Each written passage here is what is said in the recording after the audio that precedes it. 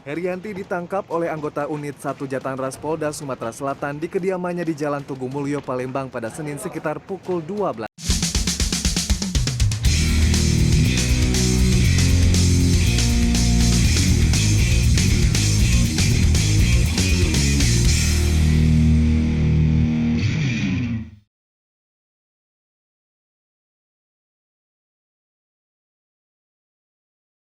Kita sering sekali menyebut kata prank tanpa mengenal sejarahnya.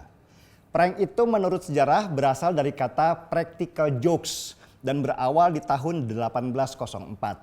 Tapi ada juga pendapat lain yang mengatakan kalau prank itu diketahui berawal dari tahun 1392. Bersamaan dengan maraknya penggunaan kata April Mop, yaitu humor yang sifatnya ngerjain seseorang untuk mendapatkan kepuasan.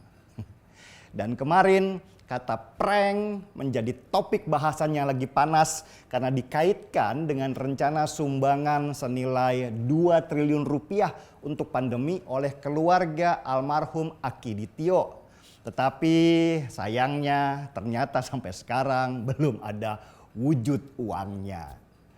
Dan yang menarik, prank uang 2 triliun rupiah itu melibatkan banyak pejabat yang sampai sekarang masih berusaha membersihkan namanya dari kejadian yang dianggap memalukan itu. Karena mereka sudah terlanjur mempercayai apa yang akan dilakukan oleh keluarga almarhum Akiditio. Kalau ingin tahu kasus prank bantuan 2 triliun rupiah yang menimpa banyak pejabat itu, bukan terjadi sekali ini saja di Indonesia. Bahkan juga menimpa beberapa kepala negara kita.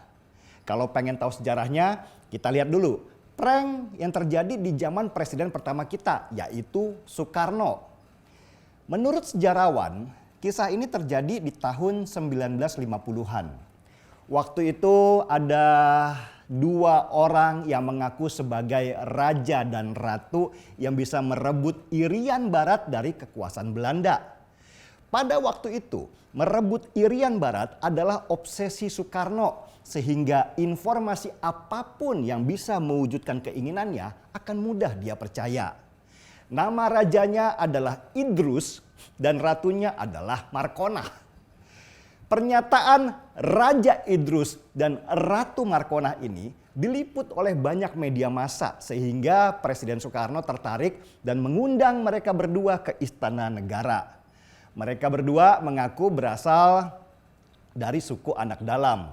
Nah, yang menarik penampilan Ratu Markonah itu sangat nyentrik karena selalu memakai kacamata hitam.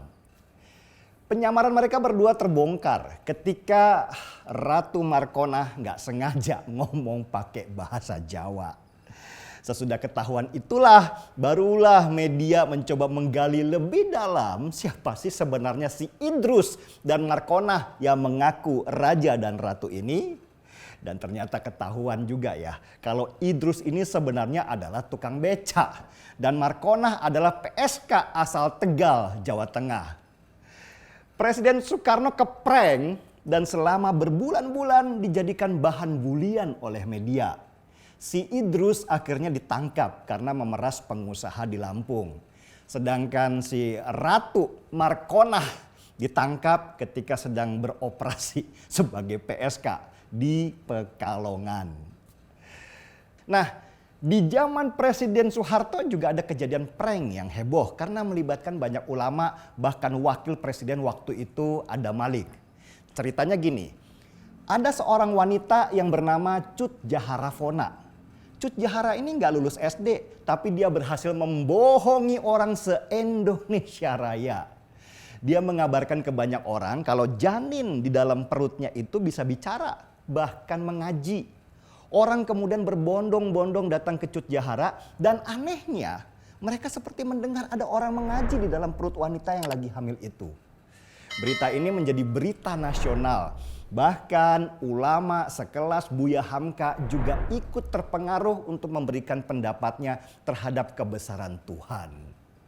Si Cut Jahara ini pun diundang ke istana dan berhasil menipu Wapres Adam Malik yang juga ikut menempelkan telinganya ke perut hamil itu dan mendengarkan ada suara orang mengaji di dalam. Semakin percayalah orang karena Wapres bilang kalau dia memang mendengar ada suara orang yang ngaji. Orang Indonesia yang cenderung religius itu kemudian mengait-ngaitkan peristiwa itu dengan agama dan semakin banyak orang yang percaya dengan kejadian itu. Peristiwa ini kalau nggak salah terjadi di tahun 1970-an. Penipuan terbongkar ketika Cut Jahara diundang ke Banjarmasin. Kapolda pada waktu itu nggak percaya ada janin yang bisa ngaji. Dia lalu memerintahkan anak buahnya untuk pura-pura percaya dengan tujuan membongkar kedok si Cut Jahara. Dan ternyata kawan, di balik kain Cut Jahara ada tape recorder yang diputar dengan suara orang mengaji. Tape recorder waktu itu masih barang baru ya, sehingga orang nggak menyangka kalau benda elektronik itu bisa dipakai untuk menipu. Oke. Zaman Presiden Megawati juga heboh karena ada prank besar. Waktu Menteri Agama pada waktu itu Said Agil Al-Munawar yakin karena ada bisikan untuk menggali tanah di sekitar situs Batu Tulis Bogor. Bisikan itu dari orang yang mengaku ustadz membuat Menteri Agama akhirnya menyuruh penggalian besar-besaran untuk menemukan harta karun dari Prabu Siliwangi. Penggalian di sekitar situs itu menimbulkan protes besar-besaran dari para ahli sejarah karena memang merusak situs. Tetapi Menteri Agama memerintahkan untuk jalan terus. Dan memang gak ada apa-apa di sana, hanya ada tanah dan batu. Tetapi kejadian memalukan itu sudah terkenal, bahkan dibahas oleh media di dunia. Itu kejadian sekitar tahun 2002. Zaman Presiden SBY. Dia pun juga kena prank. Waktu itu tahun 2007 ada seseorang yang bernama Djoko Suprapto yang dipercaya bisa mengubah air menjadi bahan bakar. Nama proyek itu Banyu Geni atau lebih dikenal pada waktu itu dengan nama Blue Energy. SBY bahkan mengundang Djoko Suprapto ke Cikeas untuk presentasi. Bahkan dia menyuruh staf susnya untuk membangun infrastruktur pengolahan air menjadi bahan bakar itu dengan kapasitas produksi 10 liter per detik. SBY mirip seperti Soekarno ya. Ia punya obsesi untuk menyediakan BBM murah dengan konsep Blue Energy.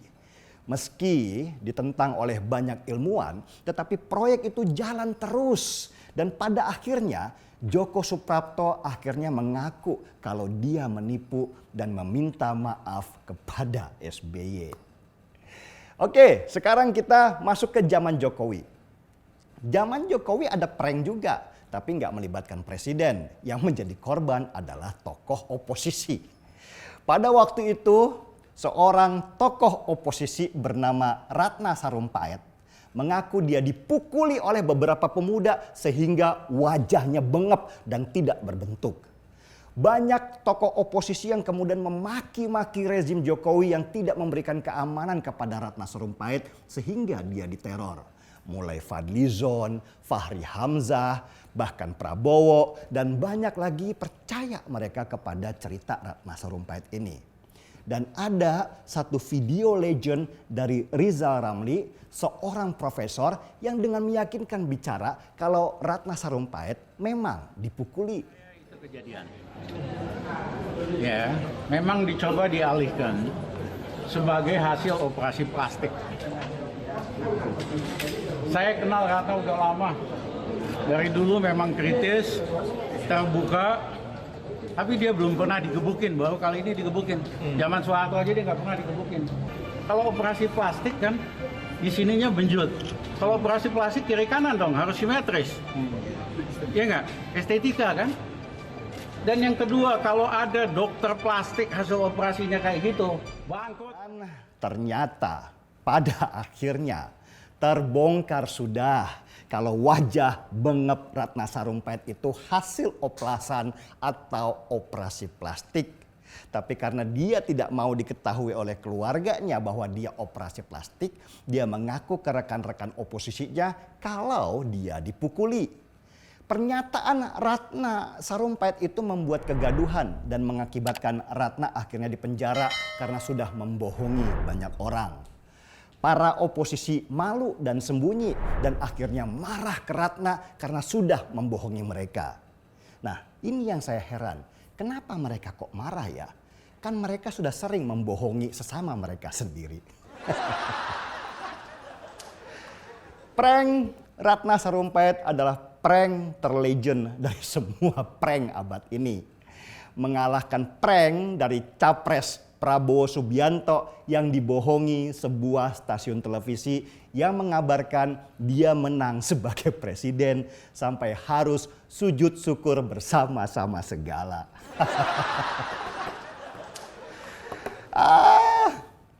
Sebenarnya pola prank ya gitu-gitu aja.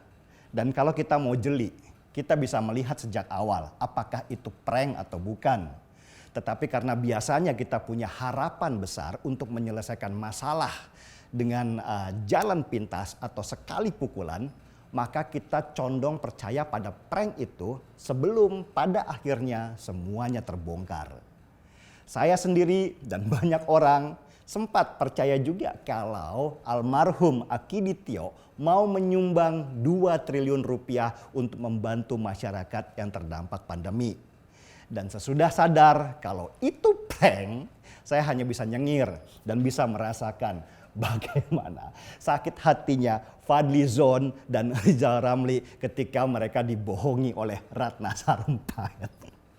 Meskipun alhamdulillah saya nggak diwawancara wartawan terus berusaha meyakinkan mereka sambil cubit pipi seperti Rizal Ramli.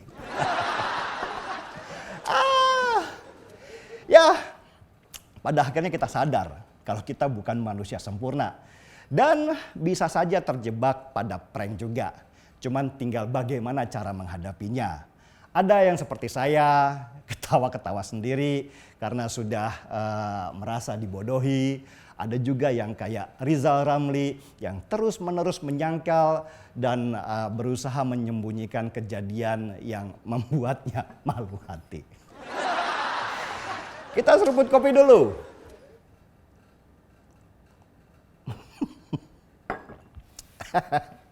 Gaspol!